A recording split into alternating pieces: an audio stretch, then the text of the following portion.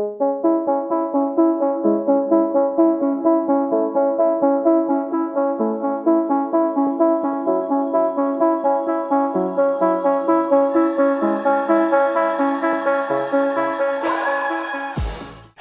to the Blackout podcast, where I get to talk to amazing people who do amazing things. And today I have artists. Oh my God, you do so many things actually. I do. Like your installation. Okay, I'm just artist and my friend Margarita Fainshtein. Oh, I did it. You did it. It's right. Fantastic. Fantastic. From the first time. Yes. Thanks for coming to the podcast today. I'm so excited being here. Thank you. Let's start with installation. I was just about to ask the name. I was like, let's do it while we're recording. What's the name of your installation at the Katzman? So it's the classic recipe of the lost identity, or the index of displacement. It's a long name, but I really couldn't take any word out of it. And then what is it? Like, what was the process of creating this installation? It was a very long process. And even the artist statement, if you had a chance to read it. Did you read it? Mm-hmm. Read the whole it's thing? long. All right, good job. Yes. So even the artist statement is not made in a formal process, in a formal format. I do have my formal art statement where I say about my background and what I generally do. But this artist statement was written especially for this installation, and it's done in a recipe form, because that's how you bake and make the identity. You take the lost identity and you make some process and you bake a new identity. So all the ingredients are some sort of emotions and dialogues and conversations with your far but close people. People who draw rainbow on your face when you think about them, people who you deeply miss, and all those very banal moments of our lives, but that's what we are, right? And then you mix all those ingredients, you add a pinch of regret when they blend and mix together, and then you put this mixture into the form, and you put it into nice and welcoming atmosphere and wait until it turns golden. And then, boom, congratulations, you created a new identity that you can savor yourself or share with the neighbors. So that's the format and that's the idea of the show. Wow. I mean, I know my experience of walking through this space, like the plates and the tapestry hanging, and then that little small place with the lights. Do you want to share a bit about that space? With the chandelier? Yeah. Oh, yeah. So that's my newest work, and it has a very high thought behind it. Well, I think it was a process. So first of all, it's a chandelier, and it's made out of water pipes, and it's in spiral.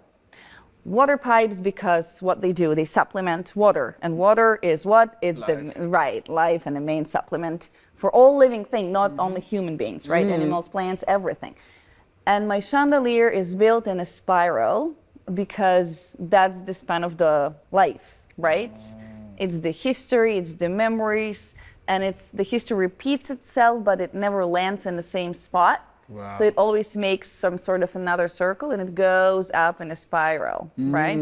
Or down in a spiral, but it's always a spiral. The DNA has a spiral form, right? Our ear has a spiral inside. The plants, they have a spiral, some sort of system to supplement again all the water and food, right, into their bodies, right?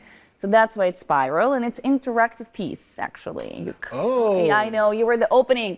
Yeah, I was. And it was amazing because it was so crowded, so it was flickering all the time.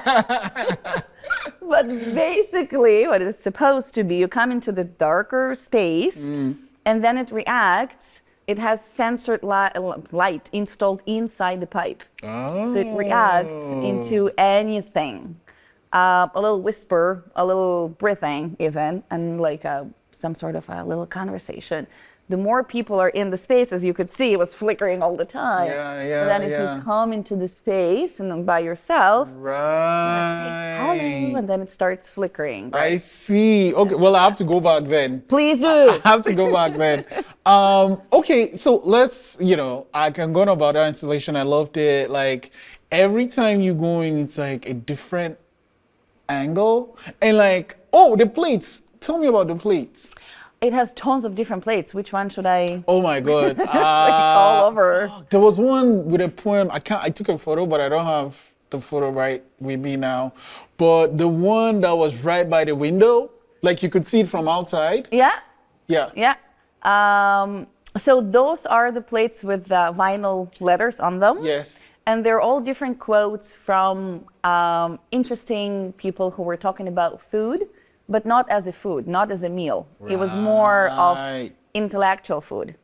And sharing food, it's like sharing your soul. Inviting someone to break bread with you, you're inviting someone into your life, right? Who do we share food with? I got So it's all about traditions and building a community, right? And we are what we eat, those kind of stuff. Can I agree with that? And it's sensual, right? It's not just, you come and you eat your burger and you're done. It's more about, again, who you share your food with and what do you eat. Yeah, right? connection is something that shows a lot in your work, though. Why? Like connecting, bringing people together. Yeah, absolutely. Yeah, community is really important to me. I really believe in it. And yeah, bringing people together and sharing their conversations, share their stories. Because all my installations, not only this one, I share my own story, but then as a response, as a natural response, I get a lot of storytelling from stranger people, and it's amazing because we get to share memories, and then it becomes some sort of really interactive show with some sort of a mutual experience. How was How was the opening night for you? That was amazing. I was overwhelmed. Oh, really? Oh, yeah. Oh my God. I didn't look like that. No. It was, yeah. Like I was hoping to get a lot of people, but it was Black Friday. Oh, was it? It was shopping time. Okay. And then I was like, all right, everybody will be shopping. No one will come. But a lot of people showed up, and I was really excited. Yeah, people did show up. So I was excited. Okay, let's go back a bit. Like, how did you start creating stuff? Like, how did you get into art? Oh my goodness, that was a long time ago. You're gonna figure out how old I am. That's bad. I'll just say back in my childhood. How about that? Yeah, cool. that works. That works. All right, cool. That Not works. the specific year. Right. Wonderful. So a little kind of earlier. Some time ago. Yeah. Absolutely. When I was a child, I really wanted to go to art school. Wow. And no one in my family is an artist or was an artist or wanted to be an artist or was close to being an artist. Why then? Why did you want to? Oh, okay. I have no idea. And then my parents were like, maybe you want to dance or maybe you want to sing or because that was a little weird to be an artist, right? And I was born in the Ukraine, and art school was really far away from our house. Okay. And the transportation back in the 90s of the Ukraine was the story by itself. Oh. It was really difficult to bring me back and to bring me there. It was like a really long, hard commute. And they supported me, and I attended this art school for almost 9 years. Wow. And that's how it all started. I have no idea. Out of the blue. Wait, you know what? So I have this idea that you just have to innately have artistic talent. Are you telling me that you can just go to school and learn? I don't No, well, I wanted it, so it seems like I kind of knew. Had the thing, yeah. Yeah, because I did go to dance classes, and it was fine. But I always longed to be an artist because it sounded like amazing to me. So I came to my parents when I was 5 or 6, and I said, I want to be an artist, and I want to be famous when I'll be dead, because that's what I knew. You're famous after your death, right? Right. So, and I was a very positive kid, and my family was all happy. So it wasn't like all kind of weird. Yeah. But I was like, I want to be famous when I'm dead. And they're like, all right, maybe you're just drawing paint, and then we'll see from there. Let's start. Right. And I think I was really passionate about it.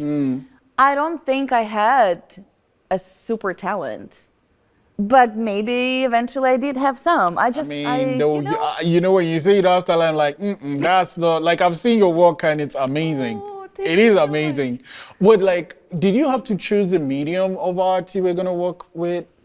I always try to match my idea to the medium and materials that I work with right now. So it's always connected. It's never out of the blue. Right. Like I build specific, let's say the chandelier, right? I said, okay, I have an idea. I want to make a chandelier. I did the research. When was the first chandelier invented? By whom? And why? And how it looked like? It's heavily researched work all the time for me.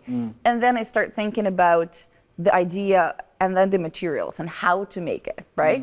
So I said, okay, this should be a spiral. It should be something that carries life, talks about life and water, and it should be light because it's really massive sculpture, right? So I want it to be light and some sort of kind of, it could adjust itself as well because it's just, hang from the ceiling, right? And if you come closer, and you are allowed to touch it, it would kind of, okay. I mean, not right. Gently, yes. So, and then I thought about all this. I did, again, research. We came actually to the Home Sense. Not Kent or Home Depot. Home Depot. Yeah. But we have Kent too, yeah? Yeah. So we came to that store and I said, oh, hey, I'm going to get water pipes. And then the poor guy came to me to help and assist me with this, right? And I said, do you know what happens when you try to insert the light inside?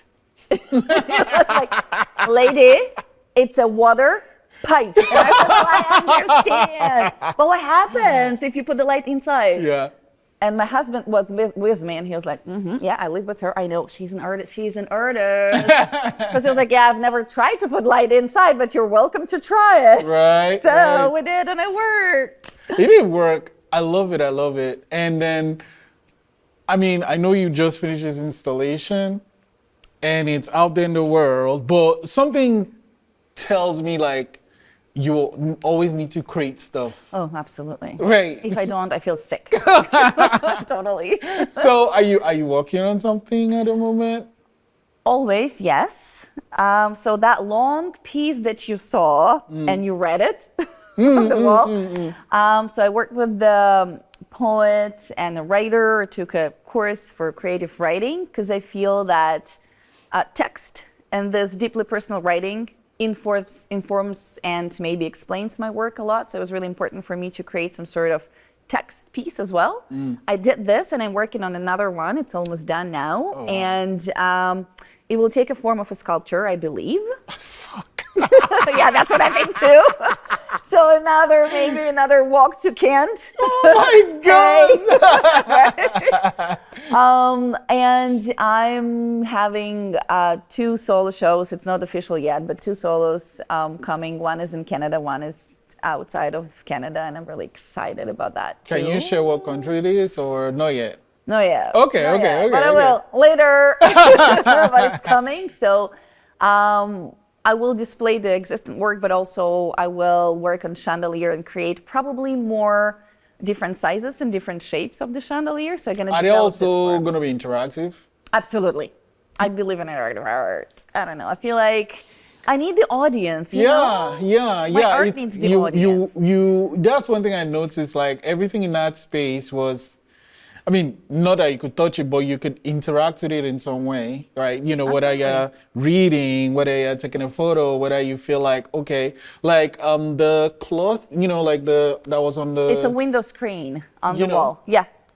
It's like, okay, cool. No, the one that was also hanging, like the curtain that was hanging. Like a maze going in between? Yeah, it's like you could walk through it. You were supposed to walk in between. Oh, okay. I wasn't like, you know what? So I sort of like, are you supposed to? See, here's the thing, when you go, like, they're like, art can be, you can't touch it. And that's what I fight for. Oh. You are part of this, and my art needs you. You're definitely part of this. Without you, it's just a space filled with art objects. But with you, it comes to life, it's interactive and it lives its own life with you together. So I believe my work, especially, when it leaves the studio, it's not mine anymore. So I don't have any control on it, right? I need the audience, and I enjoy seeing how people, play with this. And then they starting to ask questions and then share their own information.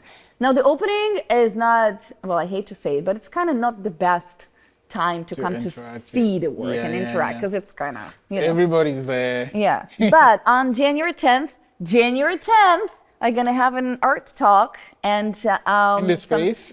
some activation of the space. Oh. So come. I'm not sure about the time yet. Okay. But it's gonna happen Once in you the let me space. know, okay, I'll get this out before then. Cool. But okay, so you're doing that, and fuck. You do Is that a good one? No, that's a good one, because I'm just your output is wild. Like it's so much stuff. Like. And I always feel that it's not enough. I promise you, it's always like this. Right before the opening, I always freak out that it's not enough and I need to produce more and I have other ideas and oh my goodness, night before the opening? Yeah. Oh, you should see me. No, like, because when you walk into that space and realize that everything that was created by one person is wild to me. Like, I'm so fucking lazy. Like, just if it was my work, I think if I did the long one, that was like, it's the length of the freaking wall, that's enough. Oh my God. And maybe it is. Maybe it's me who always thinks it's not enough, right? But yeah, that makes me so. How do you manage your time? Because like you have to fit all these things in that time. And your wife too, and the mom too. How do you manage your time? I have 2 kids. Oh my God. And if you think that 2 kids is just twice more than one, no, it's way more than one. Right, it's exponential. It's like way Yeah, more than yeah. one. And I work at nights and I have a really supportive family and friends. So when I had the idea of the bigger plate made of resin, you know, it's right kind of in the middle, front of the maze. In the middle, yeah. Well, I got a little grant for this and I had assistants. Like I had to create this mold in BC, in Vancouver. We built it there and they shipped it here. And then I had, of course, my husband. I mention him a lot because like I have ideas, but you know, he's a tough guy who carries stuff around. Right. And I had another friend, Igor Rizy, who was there to support and help with the plates and pour this resin, which is super toxic. Holy shit! So you have to wear masks and stuff? We had a special space for this. We drove like an hour each time to pour another layer. And this resin needs to have a special temperature, particular temperature. And it was winter, so they couldn't turn the heat off. I'm like, no, we'll be cold. And they were like, it's a plate. Why do you do this? That's what I'm saying. Like you're walking so. Oh my God. You know, it has stores behind. But it pays off because it looks like amazing. Well, thanks. It looks amazing. I hope so. And this is something that I deeply believe in. All my work is really deeply personal. That comes from, again, deep familial research and archives, right? And sharing the story. And I deeply believe in it. I have a big connection to it. And that's why, you know, I always kind of, I make it because I cannot not to. I don't know if it makes sense. But that's... I know that feeling's like, you can't help yourself. No, I try. Yeah, you have no choice. I understand that. Yeah, it is what it is. So that small girl from some time ago, if she looks at you now, would she say you're an artist? I think so. And I think she would also think that it was despite many things. Wow. I think she fought for the right to be one. It might sound very loud and even pathetic, I don't know, but that's what it is. No, it's not. It's your story. And that leads me to, what is an artist to you? Oh my. It's this something that comes from the inside, something that you were born with. And again, I had many obstacles. Right? Even though I didn't realize I did. Now when I look from my certain age, I understand. So it's something that you cannot not to do, and you overcome all those obstacles, and again, in my case, you become an artist despite everything. And for me, artist is, again, it's gonna sound kind of very cheesy, but I always say it, artists can change the world. It's true. Maybe not the entire world, but at least, you know, part of the world. So I really believe in it, and that's what art is to me. It's someone who strongly believes in something that we do, and we keep doing it despite many things, and we try to make this place better place. No, I agree. Like, art is a very, very powerful thing. And you know what? You don't have to change the world. You just need one piece. Exactly. Right? You know, if you throw the stone in the water, it's like, boop, boop, boop, boop, boop, Absolutely. boop. Like the ripples just go out. So your piece is going to inspire some kid there that'll create something, that'll do something. And yeah, that's kind of what I'm there for. That's what I hope. Yeah, that's what I try to do. I keep throwing those stones, you know, in the water. And I'm also an educator. So I was working with different age groups. I started my career working with even like 4-year-olds, which are amazing artists, and they're so free. And I wish sometimes, you know, I could be like them too, right? Oh my goodness, they draw the entire family upside down because that's how they walk and they believe in it. Even the dog was like upside down, right? Right. And then I was teaching the senior college, you know, yeah. So I was one of my best audiences as well. So it was a wide range, and I believe, you know, this my way as well to make maybe a change, or maybe, you know, talk about stuff that with art you can talk. I feel I can talk easier than with my words. You know, like the vocabulary is different when it's visual. A picture speaks 1,000 words, you know. Absolutely. Then honest, like with your art, speaks millions more. So I can't wait to see the next piece. Oh, me too. I usually end discussions with my guests with this question, and I might have an idea, but what is something that happened to you before you were 17 that plays a huge role in who you are today? Oh my. Yeah. So that's a unique question. I love that. I feel like there's two, I think, major events that happened before I turned 17. After 17, I feel like now it could be a week when every day something very meaningful that influences my art happens, right? But before that, again, I was born in the Ukraine. So living through the 90s in Ukraine was a story by itself. I made it. I was very positive kid, you know, so this informs my art. And I do feel that it formed the basics of my identity, not only culturally, but also physically and emotionally. It was very paradox, I feel like that would be a good word to describe it. So that's kind of important, you know, thing that happened. And then in 97, I moved to a completely other country. I was almost 15 years old. It was a different culture, different language, different memory, different everything. And again, being almost 15-year-old is hard by itself, right? But then you change everything. You leave everything behind and you come to your new identity when you try to bake your new identity with whatever ingredients are there, whatever you have left, because you didn't have a chance to gain any new ones yet, right? So those two, I feel, and I talk about this, and you know, those two major things, I think, affected the whole story. Thank you for sharing that, Margarita. I'm gonna let you go with a little piece of magic of my own. Oh, okay. So I need you to write a number between, don't show me though. Okay. Just write one number between 1 and 60. 1 and 60. All right. Once they're done, you can point it to any of the cameras, and I'll use my magic cards to figure out what your number is. Oh my gosh. Okay. So I'll look away. Let me know once you're done. Point it to the camera? Yeah. You good? Yeah. Okay. All right. So your number is going to be in at least one of these cards. Okay. But it might be more than one. Okay. Okay. So I'll need your help. Is your number here? Yep. Oh, okay. Is it here? Yep. Is it here? Yep. 53?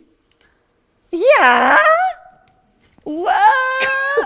Did you see it? No, I didn't. I feel so like, how did you do that? Magic. How did you do that? Did I have it like on my somewhere? No, and it's not transparent? No, it's not. Margarita, thank you so much for creating your amazing art and sharing it with the world. I can't wait to, I'll be there for your artist talk for sure. Thank you. Yes, that's And really lovely. thank you so much for coming to the podcast today. Thank you for inviting me. It was so lovely. Are you going to tell me the secret after you turn the camera off? I love it. I have 2 kids. I need to share this. I want to be a magician too.